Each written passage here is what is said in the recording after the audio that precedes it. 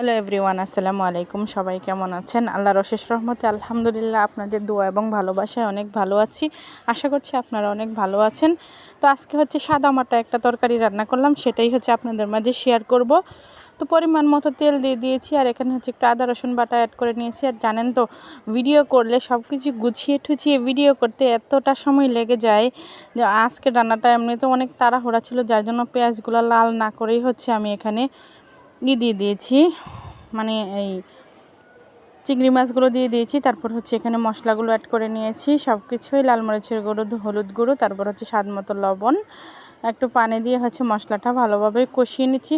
আসলে প্রতিদিন এত আনকমন ভিডিও কোত্থেকে ছাড়বো বলেন? প্রতিদিন তো আমরা মাছ, গোশত, পোলাও, রোস্ট এগুলো খাই না, সাধারণ রান্নাবাড়াও খাই। সো আমি যেহেতু পেজে কাজ করি, তো এখানে যে ভিডিও ছাড়াটা হচ্ছে প্রতিদিনের কাজ। তো যেটা রান্না করি মাঝে মাঝে সাদা মাটা রান্নাও হচ্ছে ভিডিও করে ছাড়তে হয়, এবং হচ্ছে যেটা খাই সেটাই হচ্ছে। যাই হোক, এখানে তো আমি আর রেসিপি খুলে বসিনি বা না, আপনাদের ভালোবাসা নিয়ে হচ্ছে সামনে এগিয়ে যেতে চাই। কিছু ভাইয়ারা হচ্ছে দেখি যে রান্না করে হচ্ছে ভাইয়ারা অনেক ভিউ নিয়ে আসে এবং অনেক জনপ্রিয় হয়ে গেছে। তাহলে আমরা মহিলা হিসাবে যদি আমরা ঘরে থেকে রান্না করি, সে রান্নাগুলো করে এবং আপনাদেরকে দেখিয়ে যদি এইখান থেকে যদি কিছু ইনকাম করা যায়, তাহলে খারাপ কি বলেন আপনারা?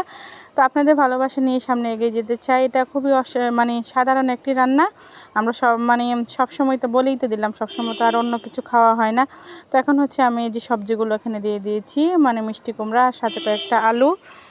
তো এখন আমি সুন্দরভাবে মশলাটা, মানে তরকারিটা কষিয়ে নিচ্ছি। তো হয়তো আজকের ভিডিওটা অনেকের কাছেই ভালো লাগবে না, যাই হোক, তাও আমার ভিডিও ছাড়তে হবে।